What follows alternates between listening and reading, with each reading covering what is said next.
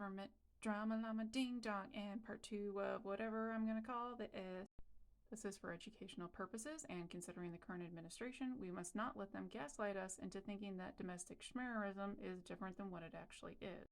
If you look at the first sentence above, in October 2020, the U.S. Department of Homeland Security reported that posed the top domestic schmerism threat, which FBI Director Christopher Wray confirmed in March 2021, noting that the Bureau has elevated the threat to the same level as the threat which was posed by ISIS.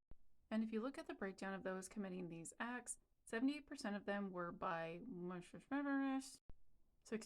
were anti-government extremists, 4% of them were perpetrated by Menschmel extremists, and 2% of them by domestic Islamic extremists. Basically, there's a particular profile of who is doing most of this stuff. Going back to the posse comitatus that was mentioned in part 1, what's a group to do when they want to try and increase their influence? We'll take over local government, of course. In the 1970s, they tried this in Alpine County, California. The interesting thing I want to point out is, quote, the group fielded a candidate for sheriff and registered fictitious voters using post office boxes and vacant lots as their address. 6 people were prosecuted for voter fraud, the false registration thrown out, and the incumbent sheriff was re-elected. They also attempted to do this in Tigerton, Wisconsin, but in the 1980s, a lot of the group's leaders were imprisoned. Sometimes they create their own militias, like the Montana Freemen.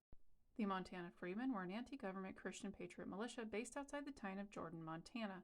The members of the group referred to their land as Justice Township and had declared their leaders and followers sovereign citizens, no longer under the authority of any outside government.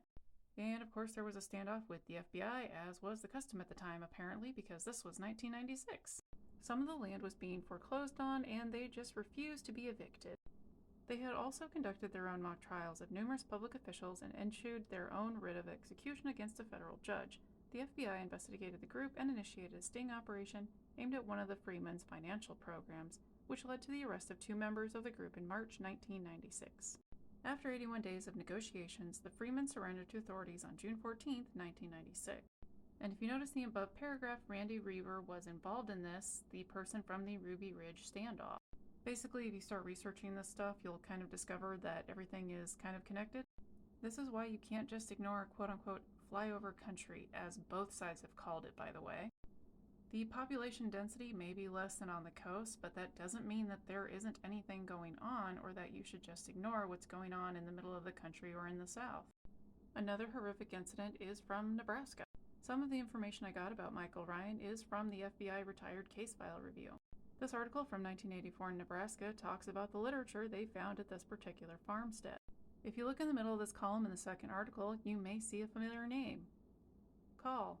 In another article from 1984, it discusses how the FBI was ramping up their efforts to deal with these extremist groups. Once the true goals of these groups started to be made public, they started losing support because people first thought, oh, well, they're just against taxes and things like that.